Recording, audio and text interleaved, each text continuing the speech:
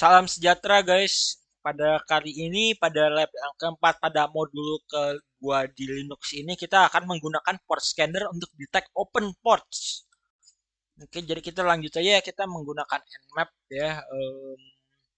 Step 1, kita diminta untuk membuka terminal window. Membuka terminal window di CSL VM. Ini sudah benar ya guys. Di sini. Tepat ya, di sini ya. Oke. Double klik terminal icon dan saya diminta untuk run nmap ya dengan komen ini nmap localhost. Oke, yang terbuka adalah port 21, 22, 23, 6 dan 631 sama ya, ada tiga ini 22, 23 dan 631. Oke, what TCP ports are open ya, ini yang tiga ini ya. Provide a description of service associated with each open port. Nah, deskripsi. Kalau untuk port 22 ini secure shell, ada remote administration protocol untuk control dan modify remote server di internet. Yang untuk port 23 ini adalah telnet. Telnet menyediakan command line interface untuk komunikasi dengan remote server dan transmit dengan clear text dan tanpa encryption, tidak diganti-ganti ya guys. Kalau untuk 631 yaitu CUPS, itu membuat komputer bisa sebagai print server, bisa menerima printing dan menggunakan internet printing protocol. Ya, vulnerabilities with each of these open ports. Oke, kalau vulnerabilities itu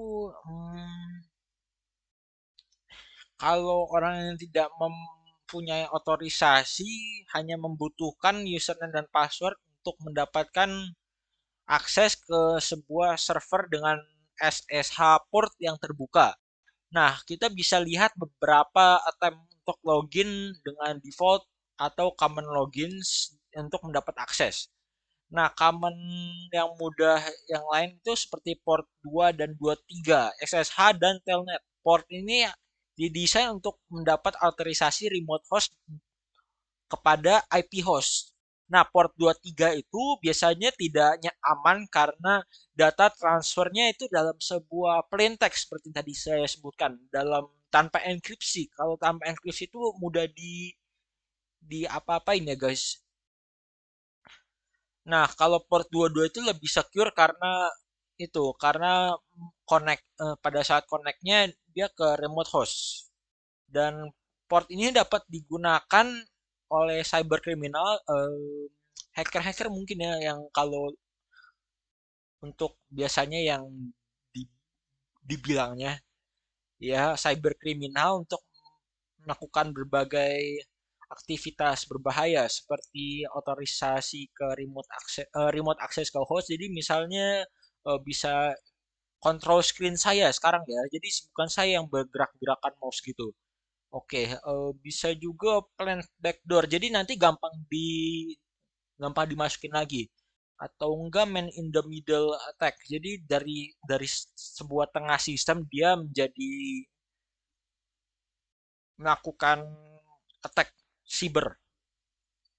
Kemudian bisa mengimpact server host lainnya. Kemudian untuk UDP port 631 itu salah satu yang banyak ya. Untuk CUPS itu kan kalau CUPS bisa supaya membuat supaya Linux itu bisa komputer itu menjadi sebuah print server. Nah, kalau orang yang tanpa otorisasi ini atau cyber criminal ini bisa melakukan arbitrary command dengan privilege CUPS daemon.